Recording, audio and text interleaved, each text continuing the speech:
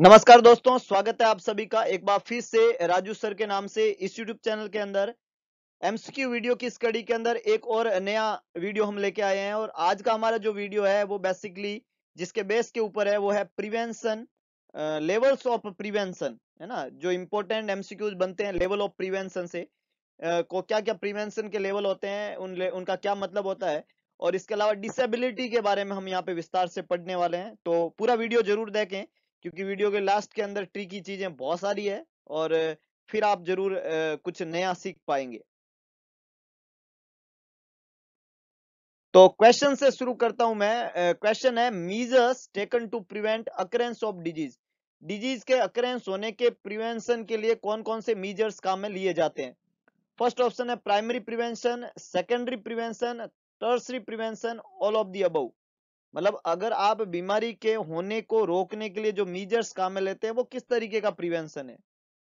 बहुत अच्छे, मैक्सिमम लोगों ने यहाँ पे करेक्ट जवाब दिया है और उन्होंने बोला है कि साहब इस तरीके के मीजर्स जो बीमारी को होने से रोकने का काम करते हैं उनको हम क्या कहते हैं, प्राइमरी प्रिवेंशन। सिंपल है किसका, प्राइमरी प्रिवेंशन का। So the correct answer is primary prevention, A is the correct one, है ना। बीमारी होने से रोकने के मीजर्स होते हैं प्राइमरी प्रिवेंशन, तो प्राइमरी प्रिवेंशन यहाँ पे करेक्ट आंसर बनेगा। सेकेंडरी प्रिवेंशन के अंदर अर्ली डायग्नोसिस और स्क्रीनिंग की जाती है और टर्सरी प्रिवेंशन के अंदर रिहेबिलिटेशन होता है। तो ये बेसिकली क्वेश्चन इस तरीके से बनते हैं। तो हम पूरा कंप्लीटली अब डिटेल से पढ़ने वाले हैं प्रिवेंशन के बारे में कि क्या क्या होता है, प्रिवेंशन के टाइप्स और हर एक प्रिवेंशन में क्या क्या चीजें हम ध्यान में रखते हैं। तो शुरू करें। सबसे पहले प्राइमोडियल प्रिवेंशन की मैं बात करता हूं। डेफिनेशन बहुत क्लियर है। It is the prevention of emergence of risk factor in population in which they have not yet appeared. मतलब कोई भी रिस्क फैक्टर में अभी तक पॉपुलेशन अपीयर नहीं दिखी है, फिर भी हम अगर प्रिवेंशन के मीजर्स काम में लेते हैं उसको प्राइमोडियल प्रिवेंशन कहते हैं। The main intervention in primordial prevention is through individual and mass health education. अगर आप इंडिविजुअल और मास लोगों में हेल्थ एजुकेशन दे रहे हैं जहां पे अभी कोई रिस्क फैक्टर नहीं है, फिर भी आप एजुकेशन दे रहे हैं, सही चीजें समझा रहे हैं, कोई प्रॉब्लम नहीं है, फिर भी आदमी जो है वो रोज एक्सरसाइज कर रहा है, योगा कर रहा है ताकि प्रॉब्लम कभी हो ही नहीं, वो प्रॉब्लम में जाए ही नहीं, इस तरीके का तरीका जो होता है वो प्राइमोडियल प्रिवेंशन के अंदर काउंट होता है। तो यहाँ पे प्राइमोडियल प्रिवेंशन की ये रही डेफिनेशन। दूसरा होता है प्राइमरी प्रिवेंशन। प्राइमरी प्रिवेंशन क्या होता है। Primary prevention can be defined as action taken prior to the onset of disease. Disease के होने से पहले किसी एक्शन को लेना which remove the possibility that the disease will ever अकर।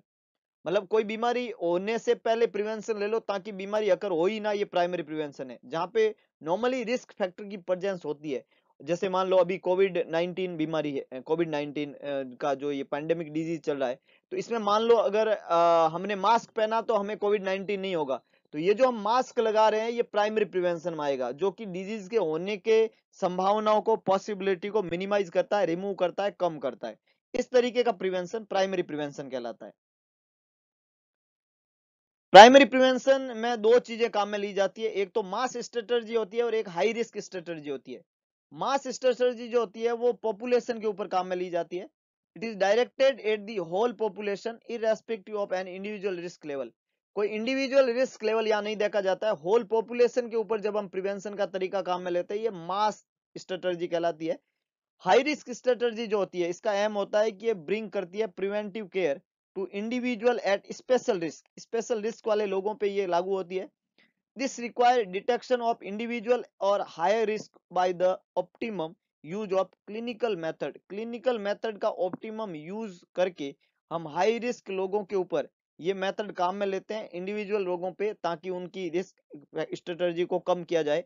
तो ये होता है हाई रिस्क स्ट्रेटजी। तो एक होता है पॉपुलेशन स्ट्रेटजी और दूसरा होता है हाई रिस्क स्ट्रेटजी। दो तरीके यहाँ पे प्राइमरी प्रिवेंशन का तरीका, एक हाई रिस्क लोगों के ऊपर और एक रिस्क को ध्यान में नहीं रखे होल पॉपुलेशन के ऊपर स्ट्रेटजी काम में लेना, मास स्ट्रेटजी कहलाता है।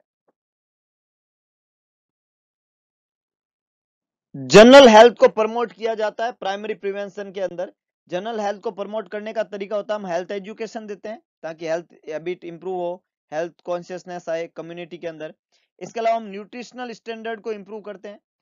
फिजिकल एनवायरनमेंट को इंप्रूव करते हैं, housing, water supply, excrete disposal, good working condition improve करते हैं, मैरिज की काउंसलिंग करते हैं, पीरियोडिक सिलेक्शन करते हैं एग्जामिनेशन का, जो भी रिस्क पॉपुलेशन होती है, ये सारे प्राइमरी प्रिवेंशन के तरीके में आएंगे। जो जहां भी रिस्क फैक्टर है, जहां जहां भी प्रॉब्लम होने की संभावना है, उसको सेलेक्ट करके वहां पे हेल्थ एजुकेशन देना, वाटर सप्लाई को इंप्रूव करना, गुड वर्किंग कंडीशन डेवलप करना, न्यूट्रिशनल स्टेटस को बढ़ाना, है ना, एक्सरसाइज वगैरह, इन सब चीजों का इन्वॉल्वमेंट करना, ये सब प्राइमरी प्रिवेंशन या प्राइमरी प्रिवेंशन के तरीके वहां पे देखने को मिलेंगे।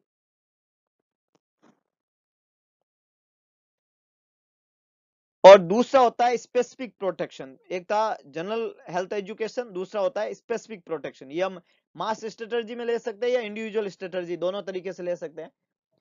जो स्पेशल प्रोटेक्शन होते हैं उसमें हम स्पेसिफिक इम्यूनाइजेशन करते हैं, जैसे BCG, DPT, MMR, vitamin A, सारे वैक्सीन, विटामिन सब हम देते हैं प्रिवेंशन के पर्पज से, स्पेसिफिक प्रोटेक्शन में आता है।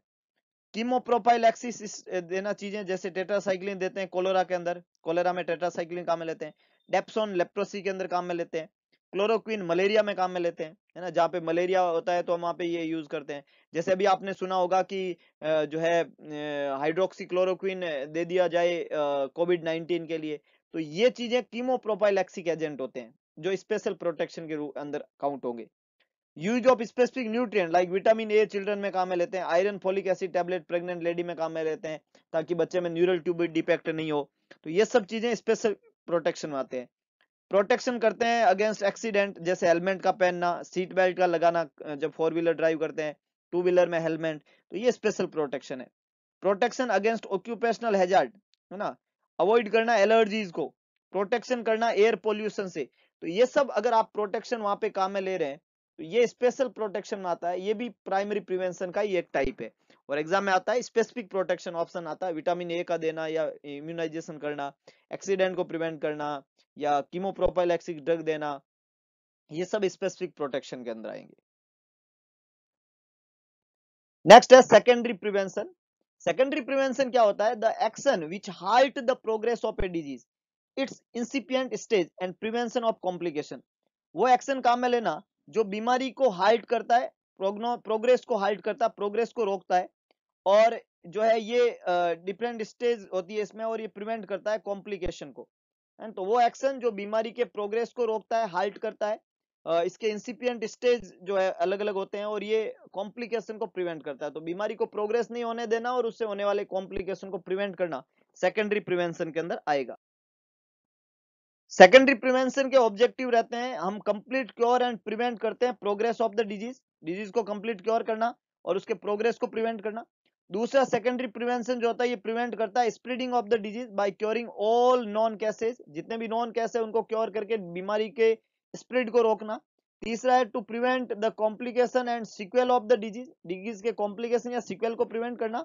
और लास्ट है shorten the period of disability, बीमारी की वजह से कोई भी डिसेबिलिटी हुई है उस बीमारी को ठीक करके डिसेबिलिटी के पीरियड को शॉर्ट कर देना भी सेकेंडरी प्रिवेंशन में आता है। तो ये ऑब्जेक्टिव थे हमारे सेकेंडरी प्रिवेंशन की, हम ये करके बीमारी के प्रोग्रेस को रोकते हैं, स्प्रेड होने को रोकते हैं, कॉम्प्लिकेशन को रोकते हैं और डिसेबिलिटी को शॉर्ट कर देते हैं। क्या इंटरवेंशन काम में लेंगे? इसके लिए इंटरवेंशन होते हैं, हम इंडिविजुअल और मास केस फाइंडिंग कर सकते हैं, मीजर्स काम में लें ताकि इंडिविजुअल लोगों के या मास केस को फाइंडिंग करें। हम स्क्रीनिंग करते हैं, हम सर्वे करते हैं, जैसे यूरिन एग्जामिनेशन करना डायबिटीज के अंदर, स्क्रीनिंग सर्वे करते हैं।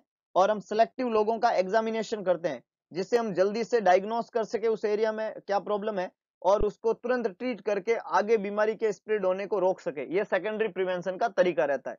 तो इंडिविजुअल और मास केस फाइंडिंग, स्क्रीनिंग सर्वे और इसके अलावा सिलेक्टिव एग्जामिनेशन जो होते हैं वो बीमारी को जल्दी रूल आउट करके ट्रीट करके हाल्ट करने का काम करते हैं ताकि बीमारी बहुत ज्यादा स्प्रेड ना हो।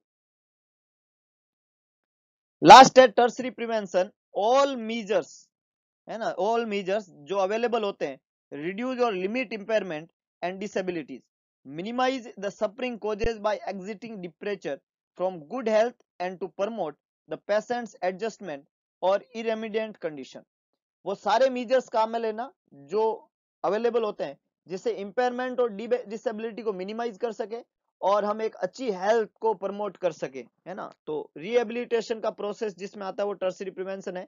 हम डिसेबिलिटी को रोकने के लिए ये सारे मीजर्स काम में लेते हैं जो टर्सरी प्रिवेंशन के अंदर काउंट होते हैं। टर्सरी प्रिवेंशन के अंदर दो मोड होते हैं, एक तो डिसेबिलिटी को लिमिट करना और एक रिहेबिलिटेट करना। डिसेबिलिटी को लिमिट करना और रिहेबिलिटेट करना, ये दो हमारे गोल रहते हैं टर्सरी प्रिवेंशन के अंदर। तो डिसेबिलिटी जो है वो क्या होती है, डिसेबिलिटी लिमिटेशन के 4 प्रोसेस होते हैं और ये इस सीक्वेंस होती है, एग्जाम में पूछी हुई है।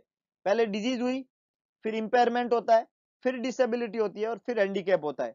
तो first disease, then impairment, then disability, then handicap. Exam में सीक्वेंस भी पूछी हुई है कि ये इनकी सीक्वेंस क्या होती है, तो आपको याद रखना है डिजीज, इंपेयरमेंट, डिसेबिलिटी, हैंडीकैप।